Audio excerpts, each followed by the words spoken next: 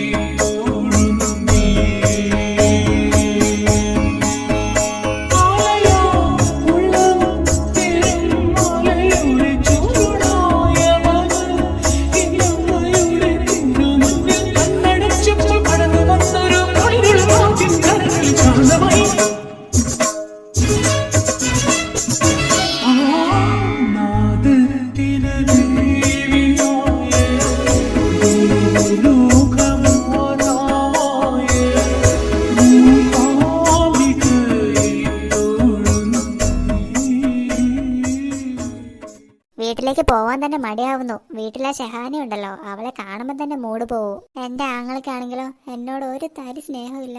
ഓൻ എന്നോടൊരു വാക്ക് ചോദിക്കുകയല്ലേ, ഇത്താ ഇങ്ങളെൻ്റെ വീട്ടിൽ വന്ന് 2 ദിവസം നിൽക്കുന്നു.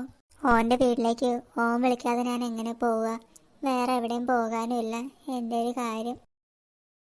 സോമ ഇങ്ങോട്ട് വരട്ടെ, ഓക്ക് ഞാൻ പണി കൊടുക്കുന്നുണ്ട്. ഈ പാത്രമെല്ലാം ഞാൻ ഓളെ കൊണ്ട് കഴുകിക്കുന്ന്. രാവിലെ ബ്രേക്ക്ഫാസ്റ്റും കുറച്ച് ചോറും കറിയും ഉണ്ടാക്കി വെച്ചാൽ വീട്ടിലെ പണിയെല്ലാം കഴിഞ്ഞെന്നല്ലേ ഓളുടെ വിചാരം. ഓളെ കൊണ്ട് തന്നെ ഇതെല്ലാം ചെയ്യിക്കണം. ഓ മൈ ഗോഡ്, ഈ കിച്ചൺ ഒന്ന് എങ്ങനെ ഇരിക്കുന്നേ? ഇവിടെ പാത്രങ്ങളൊന്നും കഴുകാറില്ലേ? പാവങ്ങൾ, ഡിഷ് വാഷർ ഒന്നും ഇല്ലല്ലോ. എന്താ ഉമ്മ, നിങ്ങൾക്ക് ഈ പാത്രം എല്ലാം കഴുകി വെച്ചൂടെ? നിങ്ങൾ ഈ കറി മാത്രം വെക്കാതെ. എന്നോട് പറയുന്ന സമയത്ത് നിനക്ക് തന്നെ ചെയ്യാലോ, നിനക്കും 2 കൈ ഉണ്ടല്ലോ. എന്താ ഉമ്മ ഈ പറയുന്നത്? ഞാൻ പാത്രം കഴുകാനോ? എൻ്റെ ജീവിതത്തിൽ കല്യാണം കഴിഞ്ഞ പിന്നെ ഞാൻ പാത്രം കഴുകിയിട്ടില്ല. അവിടെ ഡിഷ് വാഷറൊക്കെ ഉണ്ട്, ഇങ്ങനെ പാത്രം കഴുകുമൊന്നും വേണ്ട. നീ വിഷമിക്കൊന്നും വേണ്ട, നമുക്ക് സോമേനെ കൊണ്ട് ഈ പാത്രം എല്ലാം കഴുകിക്കാം.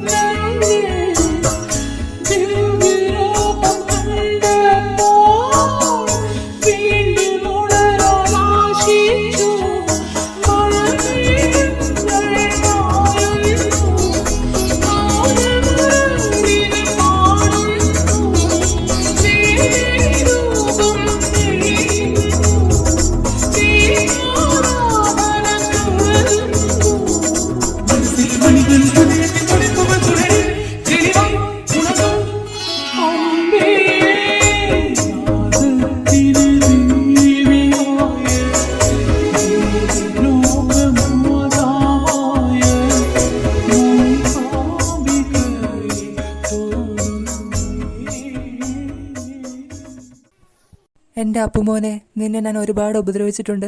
ഈ ആൻറ്റിയോട് ക്ഷമിക്കണേ. ഇത്രയും നല്ലപോലെ പാടാൻ കഴിവുള്ള കൊച്ചിനെയാണോ ഞാൻ ഉപദ്രവിച്ചത്? അതൊന്നും സാരമില്ല ആൻറ്റി, ഞാനതൊക്കെ പണ്ടേ മറന്നതാ. ആൻറ്റിക്ക് എന്നോട് ഇഷ്ടമാണെന്ന് എനിക്കല്ലാതെ തന്നെ അറിയാം. നിനക്ക് നല്ല കഴിവുണ്ട് അപ്പുമോനെ. നീ ഭാവിയിൽ വലിയ പാട്ടുകാരനാവും. എല്ലാവരും നിന്നെ ഒരു ദിവസം അറിയും. മോൻ നിലത്തിരിക്കാതെ സോഫയിൽ കയറിയിരിക്കുക. പാട്ടൊക്കെ കഴിഞ്ഞില്ലേ? ഞാൻ പോയി കുറച്ച് ചായ എടുത്തിട്ട് വരാം.